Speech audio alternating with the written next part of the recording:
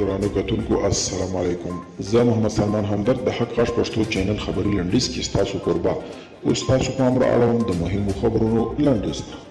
د کندهار نوي والي وایي طالبان د سولې له نامه په استفادې جګړې ډېرې کړي دي. د کندهار نوي والي روح الله خزاده وایي طالبان د پټې شورا له لارې په کندهار او شاوخوا ولایتونو کې عملیات پلانوي او تر دې دمه د سولې د خبرو لپاره دوی خپلې جګړې نه دي کمې کړي. 15 والیان د اداري فساد په تور څارنوالۍ تور پیژندل شوي. په دغه چارو کې د پروان، بامیان او لوګر ولایتونو اوسني او پخواني والیان دي چې د کورونا په بودیجه کې یې پراخ اداري فساد او له خپلو دندو یې ناوړه ګټه اخیستې څارنوالۍ ته معرفي شوي دي. هند وایي د افغانستان هر اړخیز ملاتړ ته دوام ورکوي.